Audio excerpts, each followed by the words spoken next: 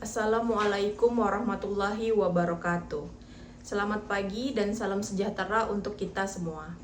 Yang saya hormati, dosen, rekan-rekan mahasiswa, seluruh hadirin yang saya banggakan. Puji dan syukur kehadirat Tuhan Yang Maha Esa, karena atas rahmat dan hidayahnya kita dapat berkumpul bersama dalam keadaan sehat pada kesempatan berbahagia ini.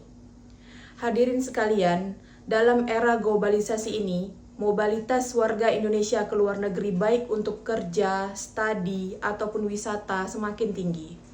Namun, semangat ini sering terhambat oleh ketidakpahaman masyarakat mengenai alur pembuatan, persyaratan, dan prosedur pembuatan paspor.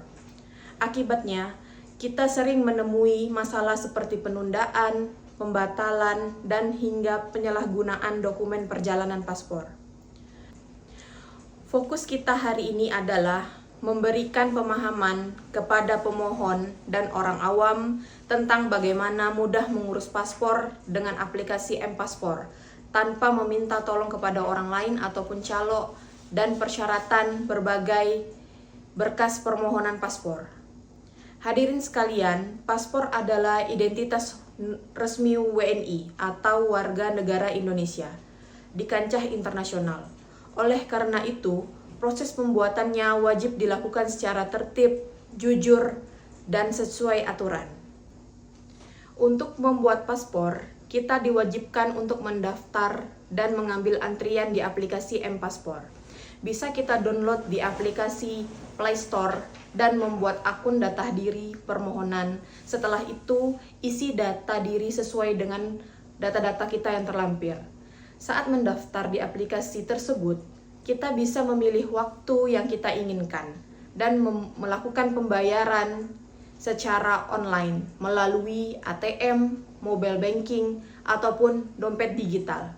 Aplikasi M-Paspor ini sangat memudahkan pemohon untuk mengunggah seluruh berkas persyaratan secara digital, membuat prosesnya secara menjadi paperless dan tidak perlu membawa fotokopi saat hari H untuk foto. Memilih tanggal sendiri dan jam kedatangan ke kantor imigrasi yang sesuai pilihan sendiri. Beberapa dokumen utama yang wajib disiapkan antara lain KTP, KK, akte lahir, ataupun ijazah SD atau SMP maupun SMA, serta dokumen pendukung lainnya.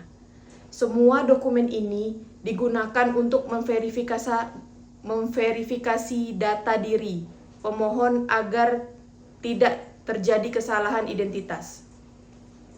Menurut data dari Direktorat Jenderal Imigrasi tahun 2023, sekitar 15 hingga 20% pemohon paspor ditunda karena ketidaksinkronan data seperti perbedaan nama atau tanggal lahir, dan hal ini menunjukkan pentingnya ketelitian dan kejujuran dalam mengurus dokumen pribadi. Selain itu, pemerintah melalui Permenkumham nomor 18 tahun 2022 tentang memperpanjang masa berlaku paspor dari 5 tahun menjadi 10 tahun. Kebijakan ini bertujuan meningkatkan efisiensi dan kualitas pelayanan publik. Ditambah lagi, kini tersedia aplikasi M-Paspor dan yang memudahkan masyarakat dalam melakukan antrian secara online, sehingga pelayanan menjadi lebih cepat dan transparan. Namun, di tengah kemudahan ini, masih banyak masyarakat yang tergiur menggunakan jasa calo atau minta bantuan orang lain. Padahal tindakan ini tidak hanya melanggar hukum, tetapi juga beresiko terhadap keamanan data pribadi. Oleh karena itu, mari kita biasakan mengurus paspor secara resmi dan mandiri tanpa perantara orang yang tidak bertanggung jawab. Dengan memahami prosedur dan memenuhi persyaratan dengan benar, kita turut membantu pemerintah mewujudkan tertib administrasi serta memperkuat citra positif bangsa Indonesia di dunia internasional.